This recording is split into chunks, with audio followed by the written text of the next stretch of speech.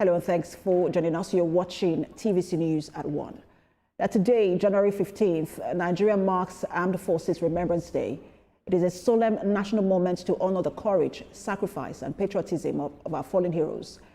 Across the states, governors are laying wreaths at the foot of the unknown soldier in honor of those who paid the supreme price and those still in active service, working tirelessly for the unity of the nation. In Niger State, officers and men of the Nigerian Armed Forces have converged on the cenotaph in Minna for the annual Armed Forces Remembrance Day ceremony. The event honors fallen servicemen and women who paid the ultimate price, defending Nigeria's sovereignty and territorial integrity. The ceremony is holding simultaneously across the Federation with a joint parade by the Nigerian Army and the Nigerian Air Force set to take place. Governor Marubago is the guest of honor and reviewing officer and is currently inspecting the guard of honor. In Kogi State, the Deputy Governor Joel Salifu is representing Governor Usman Ododo at the 2026 Armed Forces Remembrance Day. The ceremony is holding at the World War I and II Cenotaph in Lokoja, featuring the laying of wreaths, the release of pigeons, and other symbolic activities. The solemn event has drawn ex-servicemen, security personnel, traditional rulers, clerics, and key stakeholders. The Defense Headquarters redesignated the occasion to reflect its dual purpose, honoring serving members of the armed forces and remembering those who gave their lives for Nigeria.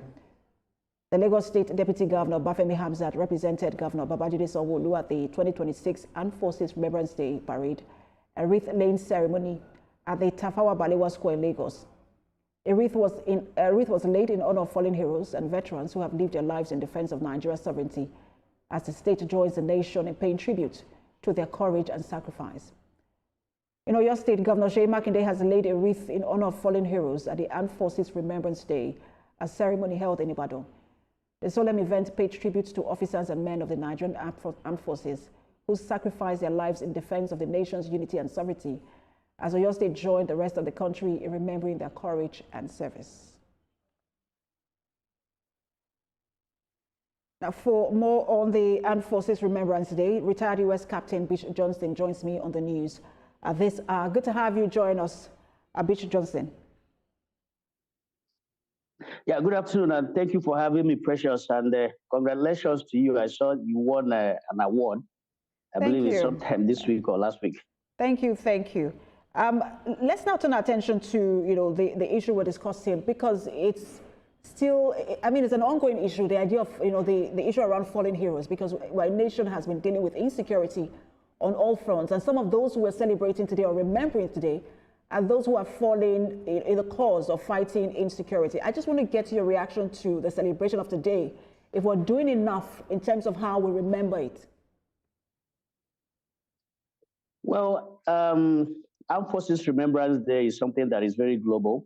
Most countries do have their own specific dates that they set aside for to remember those who had given their life in service of their nation. If you look at statistics of those who wear the uniform and who have served in their various armed forces, they're usually below 1% of the population. It's a very difficult job. Most of the times you're away from your homes, away from family, friends, and you spend most of your time away from home defending your country, so that those who you leave behind will go to sleep with their two eyes closed. So whether we're doing enough for them, I don't think there's anything we can do that will be enough to pay all these people who have worn the uniform and who had who have put their lives on their line every day for the safety of all of us, and those who had given their lives. I think that we can do more for them and their families that they left behind. Mm. And in terms of the more that we can do, just speak to that, because what we talked about so much is just laying of wreath, right? And then remembering, paying tribute and all of that. But what more can be done, especially for families that they have left behind? Sometimes it's very difficult for these members of their families to pick themselves up again. You can't stay in the barracks if that's where you were staying before. I think there is a maximum amount of months or years that you're allowed to stay before you're asked to leave. So what more can be done? Well, I think there are so many things that we can do for those that had been left behind, in terms of their welfare and in terms of things that the veteran have said. that can be done for the people we call veterans. I don't advise that Nigeria should have a ministry level veteran affairs, just like you do in the US. I think they do have a department in government that actually cater for those who have left the services and those who died in the course of service. There's much more we can do for them in terms of housing, in terms of ensuring that whatever allowances are due to these families, that is given to them timely and promptly. In the case of the US, just by losing someone in service, you receive initial $100,000, to receive people in your home before the burial is even effected. Now, there is also $4 million insurance payment that goes out to these family members to help and sustain them. As you know, US is a very rich country. I don't think Nigeria can afford to do that, but Nigeria can certainly do more by ensuring that we do more in terms of making sure that those that are left behind are taken care of. And that will also be a moral booster for those who are still wearing the uniform and those who are I was just going to say that, Bish, that, sorry to interrupt you, but I was going to say that that is quite demoralizing if you have served and then return to nothing. For those who are already in service, I mean, it's demoralizing, and for some people, they wouldn't even want to join the service if you watch somebody who has served for years return to nothing. One of the things that the Army has done, or the Armed Forces have done this year, is to have a two-pronged approach to celebration. One of them is remembrance for those who are, fallen heroes and veterans, and the other is for those who are still serving.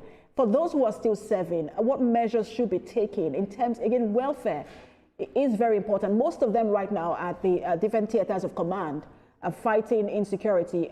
I mean, how should we begin to prioritize their welfare? Well, we have to look at their various welfare packages and like various allowances that they receive and make sure that they receive them directly, not a matter of going through hands to get to them. I give you a typical example of our own experience. Anytime we are deployed to theater of operation, particularly in a third world country, there's what is called third world allowances. You have mosquito allowances, you have family separation allowances. You have all kinds of allowances that even encourage people to even volunteer to deploy to theaters of operation. And so we need to look at such allowances as well. I heard that a soldier is given 1,500 naira per meal, or even for a whole day. That is grossly insufficient. We have to look at all these things and review them upward. And like what I was trying to allude to earlier, those who are currently wearing the services are looking at what is being done to those who had either retired or those who gave their life in the course of service, and they're thinking, is this something that I think I should continue to do? And this is also those who are also supposed to be joining. We're asking to join in at a time that our military is stretched far too thin. They're also looking at some of all these welfare packages, and they're looking at whether it's something that they will consider venturing into.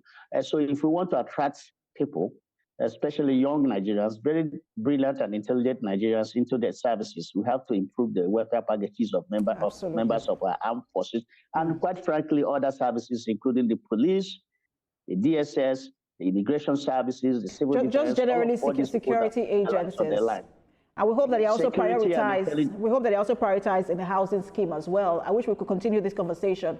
Thank you so much for your time. Housing Always a pleasure. Schemes and the education schemes as well. Thank you very much. Thank you for your time. Retired U.S. Captain Bish Johnson. Thank you for having me. Well, let's